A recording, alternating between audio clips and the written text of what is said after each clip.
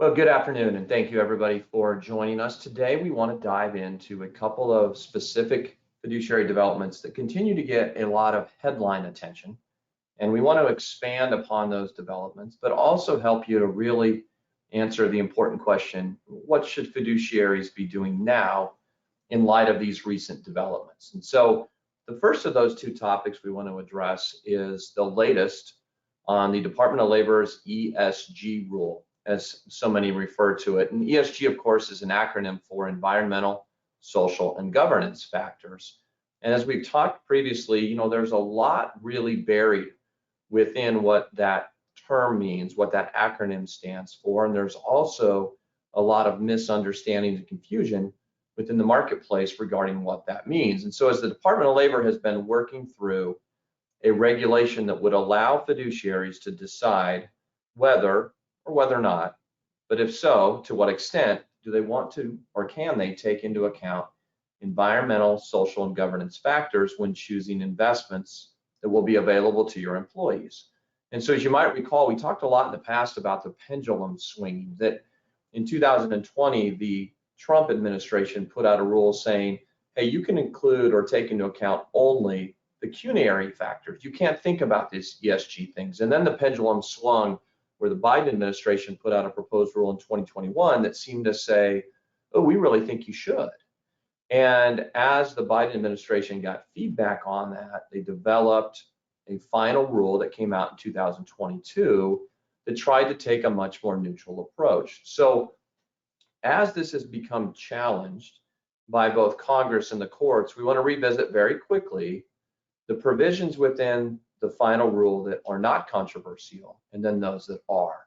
And among those that are not controversial is that as we dive into this regulation, we see there's a recitation of the duty of loyalty. That is to make decisions solely in the interests of participants and beneficiaries. There's also the duty of prudence that we have to comply with or fulfill those responsibilities with the care, the skill, the prudence, and the diligence that a prudent person acting in like capacity would use. Okay, so that's not controversial at all. And then we go to the next section and we see that, when fiduciaries are exercising this duty of prudence, that they have to only take into account the consideration, the risk of loss and the opportunity for gain or other return associated with the investment. Okay, so the proposed regulation said you may often require an evaluation of the economic effects of climate change or ESG factors. Notice that's not in the final rule. The Department of Labor took that entirely out and just recited these non-controversial investment prudent standards. And also not really controversial is the language within the final rule that says a fiduciary may not subordinate the interests of participants and beneficiaries to other objectives and cannot sacrifice investment return or take on additional investment risk to promote benefits or goals unrelated to their interests. Okay, so we know that there are a number of provisions within this final rule that are not controversial, but there are a couple that have come under fire, and here's one of those. So if we read this entire section 4, I'm not going to ask you to do that during a 15-minute webinar, but the first, the third, and the fourth sentences really are not controversial. It's this one in the middle, and this, by the way, is the only reference to ESG within the entire regulation, and that's where the Department of Labor says risk and return factors may include, not must, not are required to, but may include the economic effects of climate change and other ESG factors. So when you're thinking about what is being attacked within this regulation, know that right here, this is kind of controversial passage number 1. The idea that the risk and return factors may include the economic effects of climate change and other ESG factors. Another controversial passage is this. If a fiduciary concludes that we have competing investments, we got multiple options, and we find that they each would equally serve the financial interests of the plan, the regulation says that the fiduciary would not be prohibited from selecting an investment based upon collateral benefits other than investment returns. So essentially here, the Department of Labor said, hey, if we get into a tiebreaker scenario, you're not absolutely prohibited from choosing an investment based upon other benefits. But then it goes on to say at the bottom, you cannot accept expected reduced returns or greater risks to achieve those benefits. So keep that in mind. It's a tiebreaker potentially, but only if it would truly be a tiebreaker. Okay, so here's kind of what's happened and why we wanted to talk about this today is that members of Congress passed a resolution that said we want to get rid of or strike down the Department of Labor's final ESG rule. So it's the process through which that happened is a resolution under this Federal Review Act that allows Congress to look at a federal agency rule, which would be like the Department of Labor's rule, and within 60 days of it becoming effective, strike it down. So the House of Representatives passed that resolution largely along party lines, except for one Democrat. And then the Senate passed the same resolution, again, likely along party lines, except for two Democrats. And it's notable that each of those are facing re-election in predominantly Republican states, and so have some other things that they're working through politically.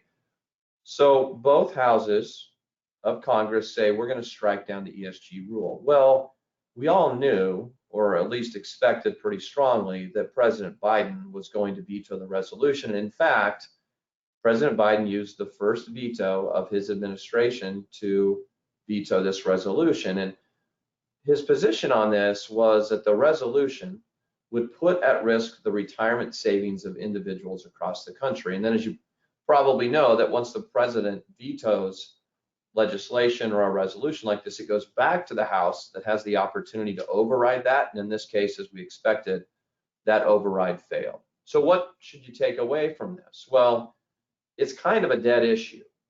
However, it tells us that if the Democrats lose control of the White House with the next election, whomever that Republican candidate and eventual potential Republican president might be, there's now a blueprint out there to follow to move a resolution or to move a process, at least, through the House of Representatives, through the Senate, and then we would have a president that we think would support getting rid of that rule. More likely than not, what would happen is essentially the same thing the Biden administration did, which is said we're not going to enforce the old rule, we're going to develop a new rule. And that's probably what would happen here. So for those of you who have been wondering, is there really anything practically relevant for you as fiduciaries as a result of congressional and presidential action here? The short answer is no. The longer answer is nothing right now, but it gives us a glimpse into the future about what probably would happen if Republicans were to retake the White House and retain control of one or both houses within Congress. Okay, so the second challenge we want to talk about, and this is one that will continue to get some attention because it involves ongoing litigation. And so we had 25 states and a handful of private companies got together and filed a lawsuit. And what they said is, hey, this rule undermines fiduciary responsibilities. This is trying to push an agenda. This is the Biden administration advancing its stated agenda to address climate change. And so the argument in this case is that the rule is arbitrary and capricious, and there's a lot of focus on those controversial provisions or passages that I showed earlier. Noting that when it says equally serve the financial interests, the interpretation from the plaintiffs is that that is pushing an agenda rather than merely being neutral. And then I thought you might find it interesting that the Texas AG put out a press release saying that the issue here is that we're advancing a woke political agenda and that is insulting and illegal. And so the lawsuit in this situation seeks relief in the form of both a preliminary injunction and permanent relief, that is to get rid of the entire regulation.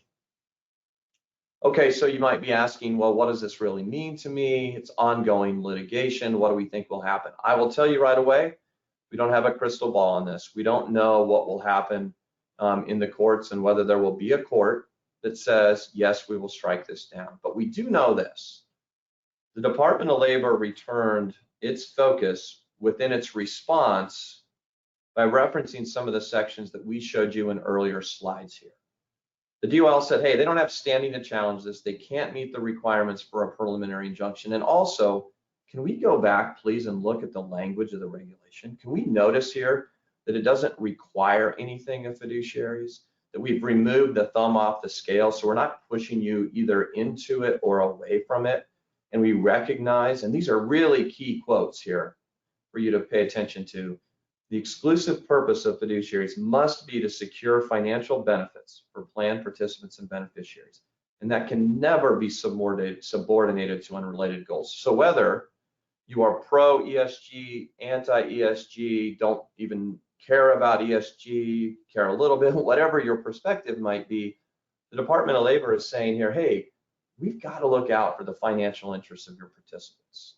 So this will be some ongoing litigation. We'll continue to pay attention to it, and I've got some kind of what should I do with this information here in just a couple of slides. All right, really briefly, we want to pivot before we get back to some best practices, and I will have a couple slides coming up here where if you want to take pictures of some of the takeaways that you want to take back to your committee, I'll have 2 slides that I think will be good opportunities for that. But first, as a reminder, Northwestern University had these large 403B plans using expensive share classes of investment options within the plan. The plaintiffs filed lawsuits saying, hey, the expenses are way too high on the record keeping expenses. They're too high when it comes to our investment options.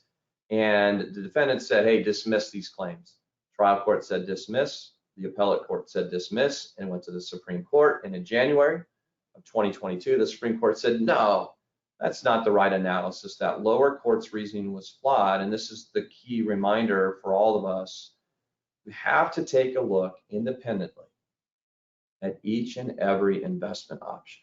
And so the Supreme Court said, we're going to send this back down to the 7th Circuit. And a 7th Circuit, you got to apply our prior guidance. We decided many of these issues several years ago in Tibble versus Edison, and you have to actually apply those standards. Well, just last month, the 7th Circuit, after listening to all of the follow-up arguments, issued an opinion in which it said we are now applying the Supreme Court's guidance, and we are going to let a couple of these allegations proceed. The allegations that the record-keeping fees are excessive, and the allegations that the institutional share class options were not used, which resulted in excessive fees on the investment side. And here's probably the most interesting new aspect is that the 7th Circuit said, here's the pleading standard. The plaintiffs have to plausibly allege that the fiduciary decisions were outside a range of reasonableness. Okay, so I mentioned a couple of slides where I think if you want to, capture screenshots or take pictures, these would be the 2 slides. Here's the first one.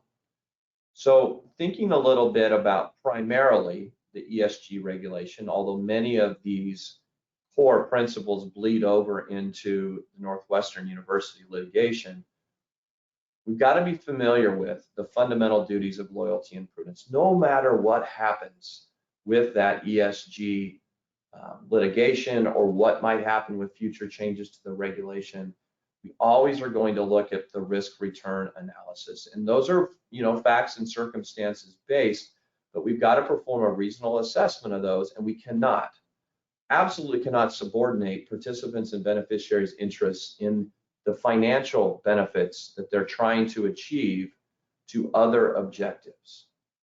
Keep that in mind. We can't sacrifice return. We can't take on additional risk to promote some sort of other agenda or to promote some other benefits or goals.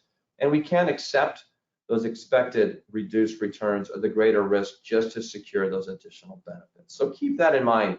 Again, whether this is not a political statement, whether you're pro ESG or anti ESG or neutral, these core fiduciary principles apply to everything you do.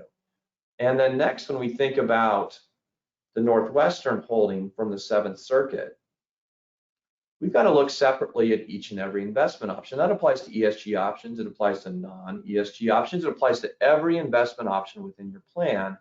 And so it'd be really nice to go back to the investment lineup within your plan and say, could a plaintiff plausibly allege that our decisions to use these funds or indecision that results in us keeping bad funds, are those outside of a undefined range of reasonableness? So let's look at the record-keeping fees. We'll try to understand what they are and say, are these reasonable? And if we think the answer is yes, then let's document the support for that.